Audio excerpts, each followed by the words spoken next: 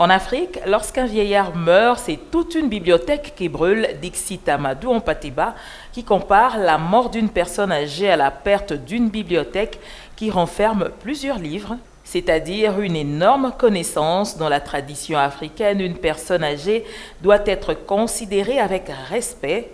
C'est un guide, un garant de la stabilité sociale. Aujourd'hui, ce discours de 1960 tient-il toujours? Certaines personnes âgées sont considérées comme parias de la société. Elles sont traitées de sorcières, très souvent à tort. Beaucoup ignorent que la vieillesse s'accompagne d'un chapelet de maladies, dont la démence, la désorientation tempérospatiale, que seule la gériatrie peut diagnostiquer. Mais qu'est-ce que la gériatrie?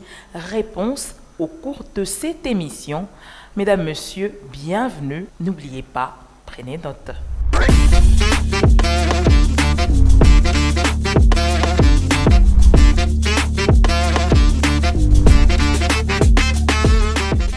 La gériatrie est une branche de la médecine qui s'occupe de la santé des personnes âgées. Mais avant d'entrer dans le vif du sujet, retour sur certains événements qui ont placé les personnes âgées au centre de l'attention.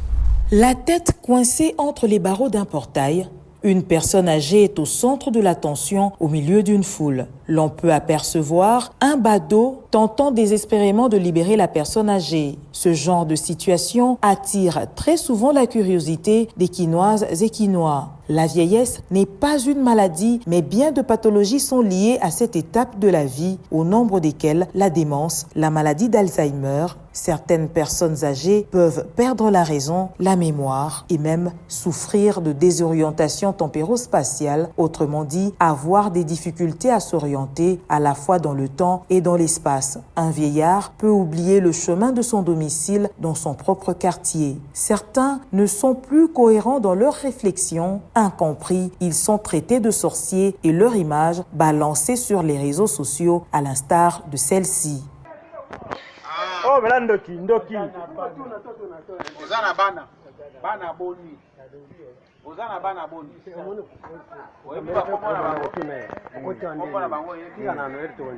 Combien? Accident ni loba makasi deni. Accident ni loba makasi. Avion. Obandai ko kende wapi?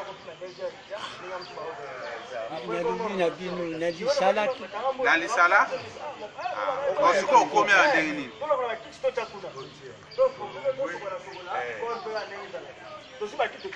Batuni okomi andenge nini? Accident papa. Moto komi singawa. Nalogi na mobulu wana na ndenge accident salamaki na yebi lisusu te na ndenge na koyaki na ndenge na zali na ndenge na moni bino bato na kamwaki nga nzambe abikisinga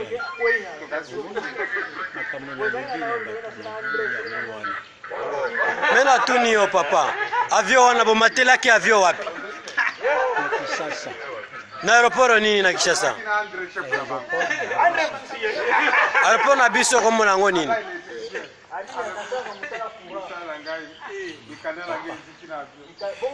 Sava olobi oyebi yango te. Bomataki avion na banani? Matakina baninga nangati. Loba alogi bazali lisusu te. Bazali suste. Bake wapi? Nga na yebi te accident tosalaki. Ezalaki grave. Ezalaki grave papa. Ndenge na biki na yebi te. Ici est de noter que les personnes âgées méritent notre respect et comme le dit un dicton célèbre, ne fais pas à l'autre ce que tu n'aimerais pas qu'on te fasse. Vous êtes-vous déjà posé cette question? Et s'il m'était infligé le même traitement que ce vieillard traité de sorcier? La vieillesse n'est pas synonyme de sorcellerie ni une raison pour maltraiter les personnes concernées. Seuls les gériatres peuvent prendre en charge ces personnes. Cette branche de la médecine est méconnue dans notre pays. Il faudrait donc renverser la donne. Voilà pourquoi une formation en gériatrie a été organisée en faveur des médecins. Ces blouses blanches ont ensuite reçu des brevets. Vieillir est le seul moyen qu'on ait trouvé pour vivre longtemps et c'est une grâce qui n'est pas accordée à tout le monde. Nous parlerons aujourd'hui de la gériatrie par ricochet des maladies liées à la vieillesse.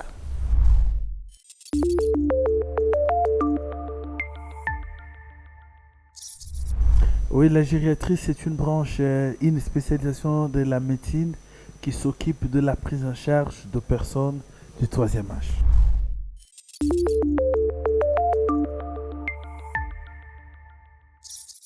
Le père de la science d'Hippocrate ont trouvé qu'il faudrait faire tout ce qu'il faut pour mettre en place des spécialités, des spécialisations qui permettront que la personne puisse se concentrer. Parce que la médecine telle qu'elle est là, quand on est médecin généraliste, c'est trop.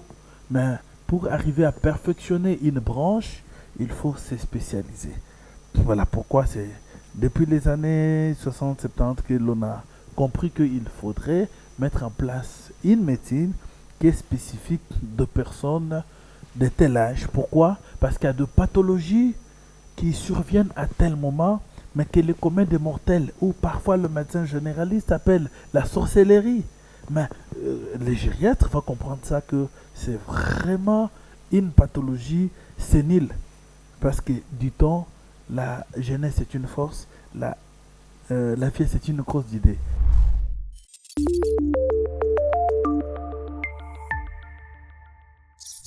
Non, c'est une médecine qui consiste à comprendre le fonctionnement normal ou physiologique et le fonctionnement pathologique de personnes du troisième âge.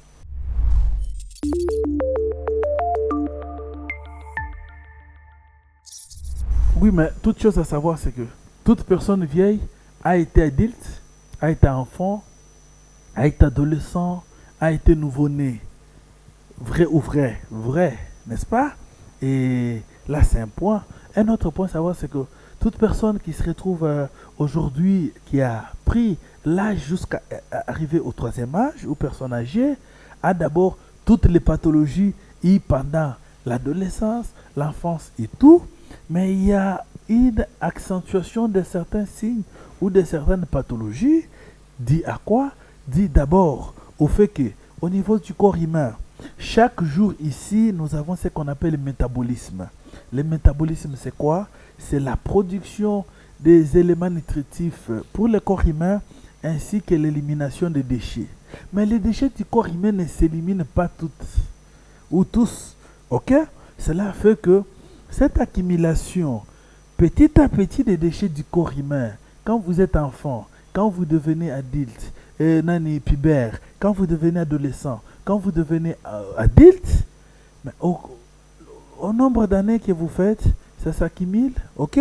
Au nombre d'années que vous faites, il y a certaines protéines qui sont altérées, qui diminuent, le globule blanc aussi, chez l'homme ainsi que chez la femme, et cela met en place, ou cela laisse voir plusieurs pathologies, ok?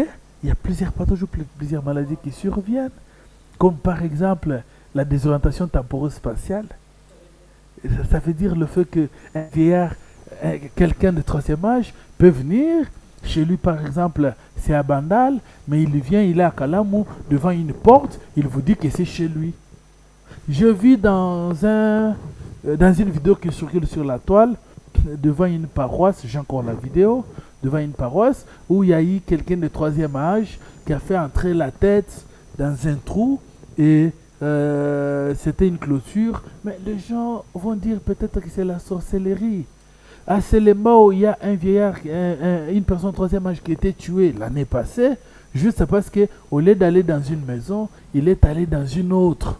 Et on l'a dit que non, il est venu, c'est la sorcellerie, il est venu nous encerceler. Or, ce n'est pas ça, c'est la désorientation temporo-spatiale. C'est-à-dire, il y a la confusion dans sa tête, même de gens.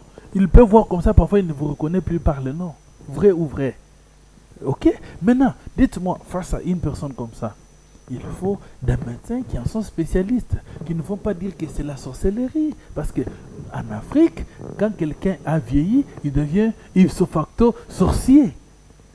C'est ce que nous voyons. Or, ce sont ces pathologies-là qui surviennent avec le temps, que beaucoup de gens, comme c'est une médecine qui n'est pas encore au pays, parce qu'il n'y a pas de spécialisation gériatrique au pays, ok? Il n'y en a pas encore beaucoup au pays. Conséquence, c'est quoi?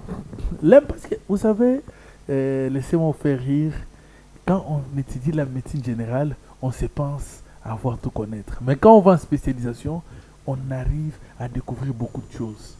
Et là, on comprend qu'on n'avait encore rien. Et quand on va en hyper-spécialisation, comme nous qui avons eu cette chance-là de faire la spécialisation, l'hyper-spécialisation, et en pleine élaboration des thèses, vous allez comprendre que plus la médecine, plus vous avancez, plus vous devenez professeur, vous devenez tel, plus vous découvrez que vous ne connaissiez pas encore beaucoup de choses.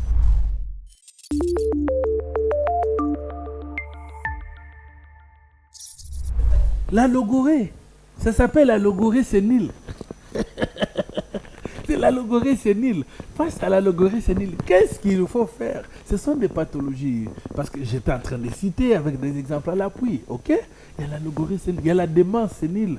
C'est-à-dire, vous retrouvez que le vieux commence à avoir de perte de connaissances. Ok? Mais chez nous, par exemple, au Congo central, on n'est pas habitué à ça. À Mwanda, on ne connaît pas. À Bassankousso, on ne connaît pas ça. À Bilomba, on ne connaît pas ça.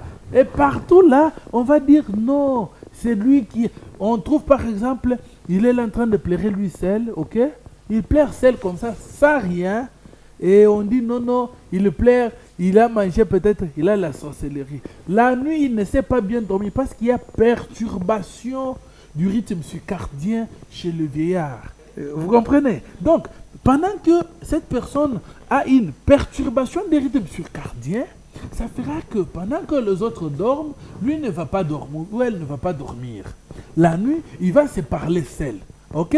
Pendant qu'il se parle seul, les communs des mortels ou le genre acceptés, insuffisamment instruits sur les notions de gériatrie, vont dire que non, c'est papa, c'est la sorcellerie. Regardez, il est venu chez son enfant, il commence à faire pipi dans la maison, il commence à faire ceci. Or, sur le plan scientifique, ça a été prouvé que quand la personne accélère, devient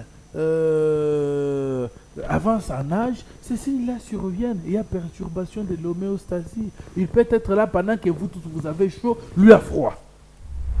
Certaines familles estiment que les personnes âgées n'ont nullement droit aux soins de santé de qualité, mais le médecin du jour rappelle la roue tourne.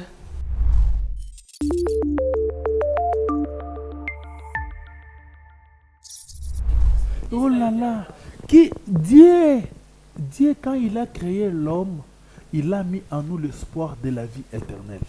Quand Dieu a créé l'homme, ok? Ce qui fait que même le plus grand courageux du monde qui se dise Nana Sinyakaliwa, si on lui met l'arme, même s'il accepte qu'on tire sur lui, mais il pleure. N'est-ce pas? Parce que Dieu a mis en nous l'espoir de vivre éternellement. Dieu n'a pas créé l'homme pour mourir.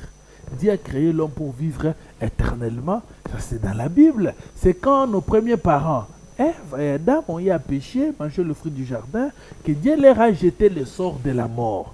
Mais qu'à cela ne tienne, la personne a ça.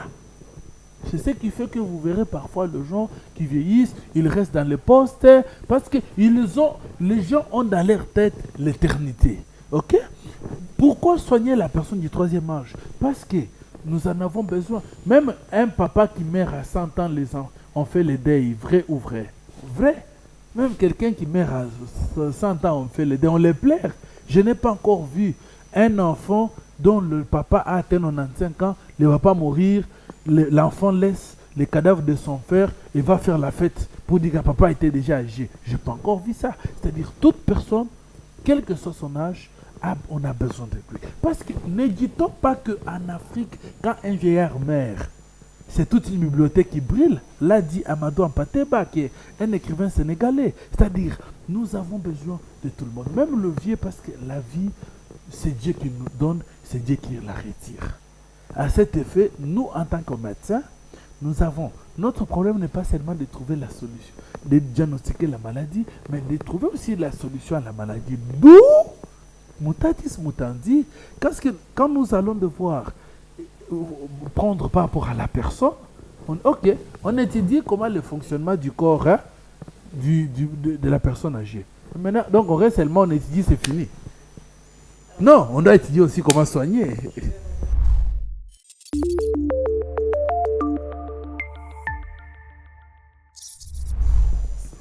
Très bien. Nous savons que la personne âgée, prenons un exemple, c'est un directeur, ok? Il a 60 ans, il a 70 ans, on le met en jachère, on le met en retraite, n'est-ce pas? Il reste là. Parfois, les enfants ne l'appellent plus, comme on l'appelait avant. Parfois, ses petits-fils ne l'appellent plus. Parfois, il vient, quand il faut mettre sa nourriture, au lieu de le mettre ensemble avec tout le monde, on l'isole. Et tout ça, ça cause ce qu'on appelle l'anxiété et la dépression, qui sont des pathologies psychiatriques qui tuent. Parce que dans la dépression, c'est une parenthèse que j'ouvre, dans la dépression, c'est une psychose négative qui entraîne les idées de la série noire. Les idées de la série noire, c'est quoi? L'esprit de se suicider, l'esprit de se sentir négligé, l'esprit de se sentir sous-personne que les autres. Ok? Déjà, avec cet esprit-là, ça crée l'anxiété dans la personne. Et cette anxiété dans la personne peut même altérer le goût. Quand vous êtes fâché, vous êtes parfois anxiété, parfois vous n'avez pas de... Parfois vous perdez l'appétit, vrai ou vrai? Vrai, n'est-ce pas? Maintenant, comme vous perdez l'appétit normalement, c'est comme aussi cette personne qui se sent frustrée, qui se sent délaissée. Il était directeur, quand il vient le matin, il était général. Quand il arrive, tout le monde se tient debout, mon général. Ça donne aussi l'envie. Il était avec tout le monde. Qu'est-ce qu'il faut faire dans ces cas-là? Dans ces cas-là, il faut ce qu'on appelle la réinsertion sociale. Et dans la réinsertion sociale, il faut des activités. Nous, en médecine du sport, nous préconisons certaines activités comme la marche, ok, comme le yoga. Nous préconisons des activités de masse, c'est-à-dire quand il est là, vous faites la marche avec lui, vous venez parfois danser avec lui, vous lui faites parfois de blagues. Vous prenez cette personne, vous la mettez à la table avec tout le monde, elle va manger. Donc il faut juste savoir comment gérer ça. Si vous n'êtes pas informé, si vous n'êtes pas informé, vous l'associez à la nourriture des autres. Pourquoi? Parce que vous le mettez cette nourriture-là lui seul. Il commence à s'imaginer que et on mangeait ça, il me donne moi ça. Tu vois, ça crée un dégoût. Mais si vous mettez cette personne-là ensemble avec toutes les autres personnes, je vous dis, il mangera cette nourriture sans problème.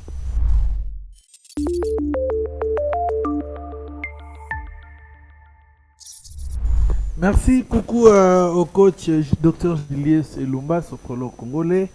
Je répète un exemple.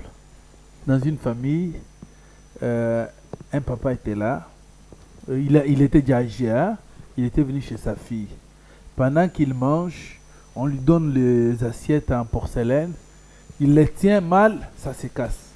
Demain, ça se casse. Le lendemain, ça se casse. Qu'est-ce que sa fille et son mari ont fait? Ils ont cherché les assiettes en bois. Ils ont cherché les assiettes en bois pour commencer à lui donner afin qu'il aille manger là. Ok? 2 jours après, ils reviennent du boulot. Ils trouvent leurs enfants en train de faire une assiette en bois. On lui demande, mais pourquoi tu fais ça? Papa, je suis en train de faire ça pour que quand vous allez vieillir, que vous puissiez manger dans ça. Vous comprenez? Vous comprenez? C'est-à-dire, quand déjà vous dites que, comme je viens là, quand vous dites que docteur Dominique c'est déjà un problème, donc vous avez déjà un problème dans votre tête contre moi. Mais quand vous dites que c'est une solution, vous allez être heureux d'être à côté de moi. C'est ça le principe de la vie. C'est-à-dire quand vous dites déjà que la personne âgée c'est un problème, il faut le résoudre. Mais quand vous le voyez dans l'angle solution, donc il faut être content d'eux. Ils doivent être une solution comment? Mais vous ne devez pas les trouver un problème. Vous devez les trouver normal parce que ce sont des gens qui ont fait que nous puissions être ce que nous sommes aujourd'hui. Ce sont nos parents, ce sont nos grands-parents. Ça et nous, on ne devrait pas être là. Et nous aussi, on le sera demain. C'est une redevabilité. Nous avons ce devoir Voilà pourquoi je parlais des entretiens. Je sais qu'il y aura, il y aura de formation. Il y a la formation que l'Union de médecins du Congo a organisée le week-end sur la gériatrie. Je salue en passant le gériatre Dr Pemba, Thérèse, Dr Dédi Alonso, Dr Serge Kalala. Je me dis, par rapport aux notions de gériatrie, ok, vous devez voir que tout ce que vous voulez qu'on fasse pour vous, vous devez le faire aussi pour les autres. À cet effet, qu'est-ce qu'il faut? Il ne faut pas le mettre de côté, il faut le voir en tant que tel, c'est normal, ils ont besoin d'un accompagnement. Pourquoi? Parce que si, quand vous étiez enfant, vous chiez dans les habits, qui a enlevé? Ce sont ces vies actuelles, non? N'est-ce pas? Combien de fois vous avez abîmé leurs assiettes? Combien de fois? C'est normal. Mais c'est la même chose. Il n'y a pas de différence. La différence n'est que dans notre tête. Vous comprenez? Nous devons comprendre que ces gens-là qui ont beaucoup aidé la société, qui ont fait de nous ce que nous sommes, ils méritent beaucoup de respect. Voilà pourquoi même nous, quand nous venons en cours de route, quand vous voyez quelqu'un agir, il faut commencer par le laisser passer avant toute chose, parce que leur corps ne fonctionne plus comme normal. Ok? Il faut avoir beaucoup de compréhension vers eux dans ce que nous faisons, dans ce qu'ils font, ainsi de suite. Voilà.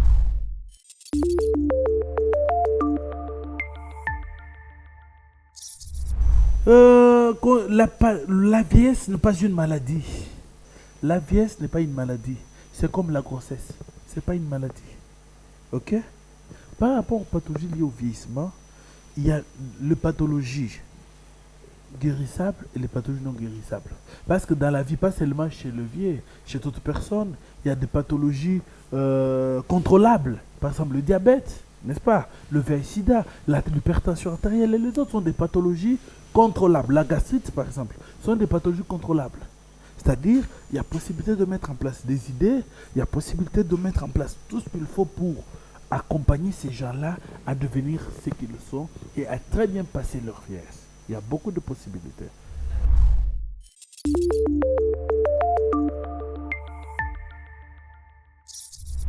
Oui, le message à lancer, c'est qu'au sein de l'Union de médecins du Congo, notre structure d'encadrement de médecins pour la défense de leurs droits et vulgarisation de leurs devoirs, parce que nous ne voyons pas seulement les droits de médecins, mais leurs devoirs aussi. Ok? Nous mettons en place beaucoup d'initiatives parce qu'on s'est dit en tant que tel, nous avons peut-être eu la chance d'aller faire le pays d'outre-mer pour nous spécialiser dans plusieurs domaines. Il y a plusieurs spécialistes et à cet effet, nous pensons qu'est-ce que nous pouvons faire pour notre pays. C'est mettre en place parfois une académie des sciences spécialisées, ok, qui pourra aider à ce que le médecin, parce qu'aujourd'hui le Congo est vaste, hein, plus de 100 millions d'habitants. Aujourd'hui même, je peux vous dire, pas pour ratio, pour la RDC, ça fait plus ou moins un médecin pour 7000 personnes actuellement. D'après les ratios, le nombre de médecins actuels au Congo, un médecin pour 7000 personnes, ce qui est impossible. Or, dans le pays comme la France, ainsi de suite, c'est un médecin pour 800 personnes. Et ici, c'est un médecin pour 7000 personnes. Malheureusement, le peu de médecins qui sont là, ils ne sont pas très bien pris en charge par l'État. Ils n'ont pas de salaire. Parfois, un médecin peut faire plus de 10 ans sans salaire, hein, mais en train de travailler pour l'État. Parfois, près de 20 ans sans salaire, ça monte en grade, ainsi de suite. Et ce qu'on pour dire, oui, non, j'étais en train d'ouvrir cette parenthèse pour dire que le Congo a encore besoin de beaucoup de médecins. Donc, le Congo doit au moins quintupler le nombre de médecins qu'il y a pour bien aider les gens. Ok? Par rapport aux gens qui ont leur personne de troisième âge chez eux, ce qu'il faut comprendre, c'est que la vieillesse, ce n'est pas une sorcellerie. Évitez d'accuser nos vieilles personnes. Nous avons besoin d'eux qui se sont sorciers. Quand ils ont un problème de santé, comme ce que je vis dans une paroisse, il y a 2 jours passés, je vis la vidéo, comme ce que je vis dans une paroisse, ce n'est pas la sorcellerie. Quand on est dans la vieillesse, on acquiert beaucoup de perturbations qui ne sont plus normales. À cet effet, vous qui êtes avec les personnes de troisième âge, gardez-les. Amenez-nous-le. Nous allons le prendre en charge. au niveau de différentes cliniques, au niveau de... Si vous contactez KMC à travers Madame Nadia, facilement, elle peut vous amener à trouver une solution. Beaucoup de problèmes qui sont accusés de sorcellerie. Il y a beaucoup de gens qui m'ont déjà pris en charge, pas seulement Olivier, parce que je ne suis pas gériatre, je suis au côté gériatre, mais dans mes domaines de spécialité, il y a beaucoup de gens que nous avons pris en charge. Quelqu'un qui vient de Likasi, quelqu'un qui vient de Mujimai, qui vient de Kananga, qui vient de Mwanda, ainsi de suite. On vous dit que cette personne, la maladie qu'il a provient de la sorcellerie. On vous dit ça. Mais quand vous regardez la personne, moins de 10 minutes, vous posez un diagnostic et la personne est guérie. Vous dites, mais où était la sorcellerie? Donc, quand on reste parfois généraliste, on est trop limité. Parce que là, on commence, quand il y a des choses qui vous surpassent des niveaux, vous pensez à la sorcellerie, au lieu de réfléchir comme scientifique. Or, nous, en tant que chercheurs, au niveau où nous sommes arrivés, quand une pathologie me dépasse, je refaire, ou je lis, ou je recours à mes maîtres aussi, pour chercher à trouver une solution par rapport à ça. Et je me dis toujours, avec votre émission, on est prêt à accompagner le Congo. Chacun fait sa part et le reste, Dieu fera. Nous allons à présent boucler la boucle, mais avant, nous allons présenter nos condoléances au docteur Grace Ntanga qui a perdu son père. Nous sommes de cœur avec vous, mesdames, messieurs. Merci de nous avoir accordé une attention soutenue. À très bientôt pour un nouveau numéro de Carnet de santé.